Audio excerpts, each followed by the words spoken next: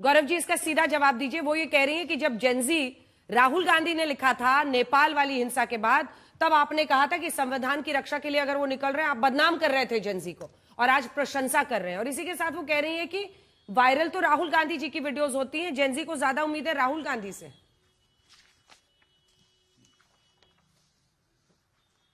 देखिए, ऐसा है, मुझे नहीं पता कि कांग्रेस की प्रवक्ता किन हैंडल्स की बात कर रही हैं, और जब आज तक जैसे चैनल पे आए तो कम से कम प्रमाण लेके आए कि भारतीय जनता पार्टी के हैंडल से, किसी वरिष्ठ नेता के हैंडल से कोई ऐसा ट्वीट किया गया है। लेकिन मैं आपको बता सकता हूं, कांग्रेस हैंडल से एक ट्वीट आया था जिसमें प्रधानमंत्री जी का शरीर दिखाया था और सर तन से जुदा हो गया था। और जब हम लोगों ने आपत्ति दर्ज करी, जब जनता में आक्रोश दिखा, तो उसको डिलीट किया गया। ये कांग्रेस पार्टी के हैंडल से था। क्यों? क्योंकि कांग्रेस पार्टी के डीएनए में अराजकता आ गई है। दूसरा, आप बताइए, प्रधानमंत्री जी की स्वर्गीय माता जी के लिए किस तरह का ट्वीट वेरीफाइड कांग्रेस के हैंडल से किया गया। पटना हाईकोर्ट ने लताड़ लगाई और वो ट्वीट डिलीट करना पड़ा। ये सत्य है। अच्छा, बाकियों की बात छोड़िए, ये सुप्रिया श्रीने जी के वेरीफाइड हैंडल से मंडी का भाव क्या है, एक महिला के लिए कह रही थी, कंगना रनौत जी के लिए, मंडी का भाव क्या है। इलेक्शन कमीशन ऑफ इंडिया ने इनको कड़ी फटकार लगाई। ये वेरीफाइड हैंडल से है। राहुल गांधी की अराजकता देखिए। राहुल गांधी ने कहा कि सर्वोच्च न्यायालय ने कहा है कि राफेल में घोटाला हुआ है, और उसके बाद माफी मांगी। वो जजमेंट भी मेरे पास, मेरे हाथ में है। ये वेरीफाइड वाले हैं, ये कोई इधर उधर की मैं बात नहीं कर रहा। एक लाइन पढ़ देता हूं दर्शकों के लिए, सर्वोच्च न्यायालय क्या फटकार लगाता है राहुल गांधी को।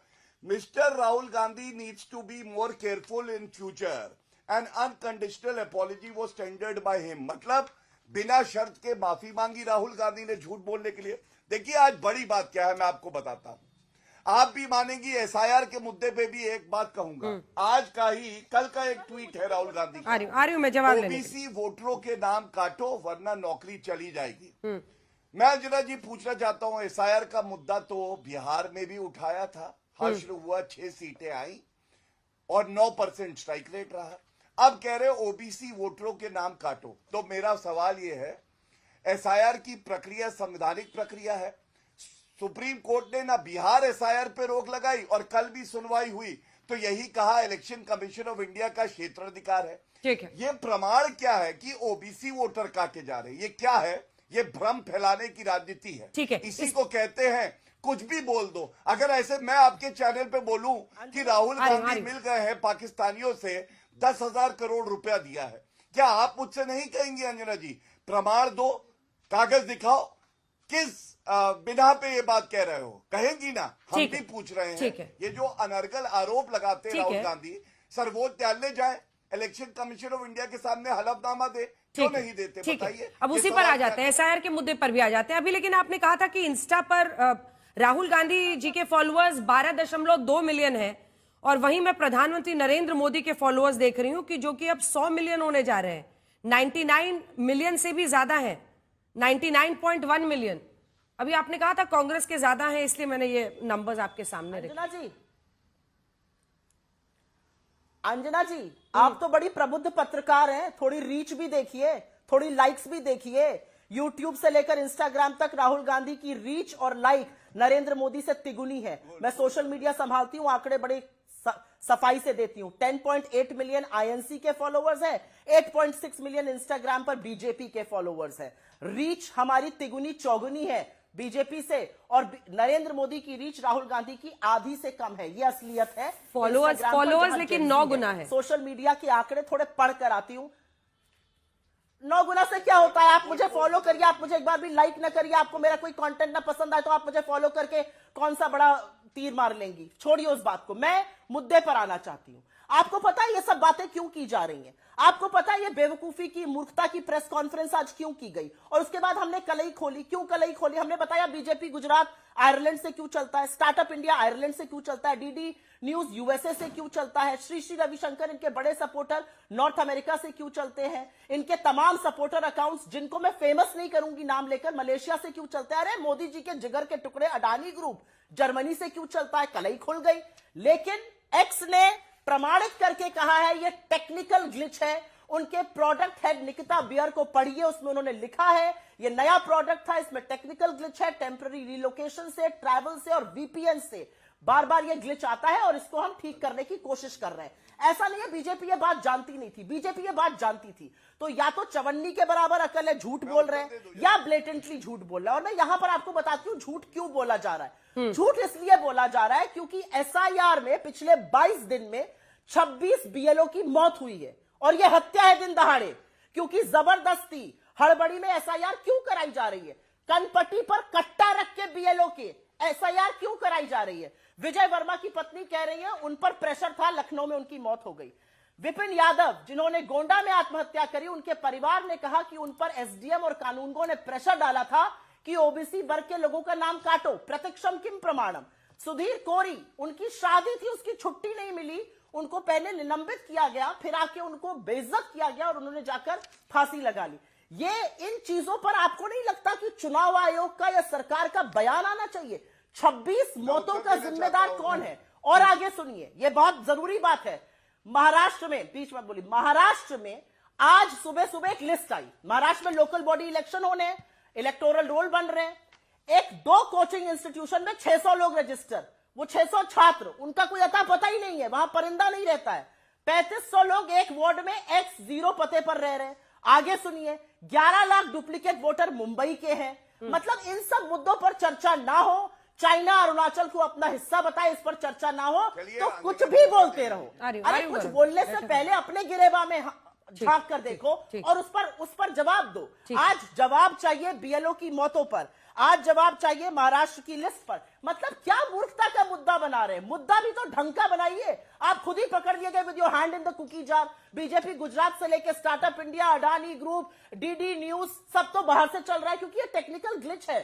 ठीक है, या आप और ये टेक्निकल ग्लिच का मुद्दा बताया भी गया है। एक्स पर जो ये हैंडल्स का आ रहा है, बीएलओ की मौत पर उनका सवाल है, जिसका जवाब मैं गौरव जी आपसे चाहती हूं। लेकिन जेनजी की बात हो रही है तो एक बार आपको दिखा देते हैं प्रधानमंत्री नरेंद्र मोदी की ये तस्वीरें। इस वक्त वो T20 वर्ल्ड कप जीतने वाली महिला क्रिकेट टीम से मिल रहे हैं प्रधानमंत्री नरेंद्र मोदी। और जो ब्लाइंड क्रिकेट टीम है जिसने जबरदस्त मतलब कामयाबी हासिल की है, आज पूरे देश को गर्व होता है एक खिलाड़ी पर, क्योंकि जब जज्बा आंखों की रोशनी पर भारी पड़े तब आप इस तरह की जीत हासिल करते हैं जिससे देश का नाम रोशन होता है। आज हर इस खिलाड़ी के घर पर उनकी पूरी जिंदगी का, जिसको कहते हैं सफर, इस मकाम पर पहुंचा है कि उन्होंने भारत को यह असीम गर्व दिया है, मतलब जिसकी कल्पना नहीं की जा सकती है। और ये जबरदस्त जीत जो भारत की झोली में आई है, प्रधानमंत्री नरेंद्र मोदी सबका मुंह मीठा करते हुए और महिला क्रिकेट टीम से मिलते हुए।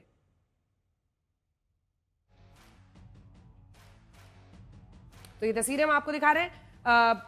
जेनजी की चूंकि बात हो रही थी तो कहीं ना कहीं ये तस्वीरें भी उसमें फिट हो जाती हैं। लेकिन वापस गौरव भाटिया जी उस मुद्दे पर, बीएलओस की मौत का मुद्दा, इस पर जवाब नहीं आना चाहिए, क्योंकि एक के बाद एक अगर इस तरह के केसेस हो रहे हैं तो लोगों के मन में शंकाएं पैदा हो रही हैं कि क्या जबरन, जबरदस्ती, जल्दबाजी में सब कुछ कराया जा रहा है। उसके बाद मैं आपके पास आनंद जी और आपके पास आ रही हूं मलुक साहब। देखिए अंजना जी, सर्वप्रथम तो मैं ये कहूंगा कि बार बार कोई आता है चर्चा में और एक समझदार व्यक्ति की प्रेस कॉन्फ्रेंस को कहता है क्या मूर्ख प्रेस कॉन्फ्रेंस थी, क्या मूर्खता का प्रमाण दिया। तो क्या होता है, वो व्यक्ति ही मूर्ख होता है, समझदार व्यक्ति की बात नहीं समझ पाता है, इसलिए उस पर आरोप लगाने लगता है। और कांग्रेस के लिए तो कहा ही जाता है, हम सब जानते हैं, घोड़ा खाए घास, गधा खाए च्यवनप्राश। अभी कर्नाटका में देखिए फिर से लड़ाई होने जा रही है। मैं बीएलओ पे आपकी बात का उत्तर दे देता हूं, वो तर्कों से देना चाहिए। सबसे पहले ये मानते हैं अंजना जी, चलिए कि मान लीजिए एसआईआर संवैधानिक प्रक्रिया नहीं है या गलत तरीके से हो रही है, क्या आप भी ये सवाल नहीं पूछेंगी? तो ये नागरिक को जो हक दिए हैं संविधान में, अनुच्छेद 32, 226 हाईकोर्ट जाने का, सर्वोच्च न्यायालय जाने का, तो राहुल गांधी को किसने रोका है? वो तो नागरिक है ना यहाँ के, या इटली के नागरिक है। अनुच्छेद 32 है, सीधा सर्वोच्च न्यायालय जाएं, कहें कि ये कमियां हैं और बीएलओ की मौत हो रही है, ये गलत है। अभी कल ही मामला सुना जा रहा था, नहीं गए। लेकिन मैं आपको तथ्यों के आधार पर एक जवाब जरूर देता हूं। देखिए, एक भी अगर मौत होती है दुर्भाग्यपूर्ण है। वो किस कारणवश हुई है, क्या वो नेचुरल डेथ है या नहीं है, ये देखा जाएगा। लेकिन बीएलओ से जो काम कराया जा रहा है ना, वो बिल्कुल ही संतुलित है, सीमित क्षेत्र में कराया जा रहा है। एक बात। दूसरा, उनका क्या काम है, एन्यूमरेशन फॉर्म दो और वापस लो। एक बीएलओ के अंडर में 960 निर्वाचक हैं। नोट करिए, एक बीएलओ के अंडर में 960 निर्वाचक हैं। 30 दिन में यह काम अगर पूरा करना है तो 32 वोटर्स के घर में जाना है, कोई बहुत ज्यादा तो नहीं है ना। और हमें यह जान लेना चाहिए, जिस तरह से टीएमसी के गुंडे जाके निर्वाचन आयोग के ऑफिस में गुंडागर्दी करके धमकियां दे रहे हैं, मैं समझता हूं यह ज्यादा चिंता की बात है कि आप एक सरकारी कर्मचारी को खुला जंगल राज दिखा के दफ्तर में जाके गुंडाई करते हैं, और यहां पे जो पार्टियां बैठी हैं ये एक शब्द नहीं कहते।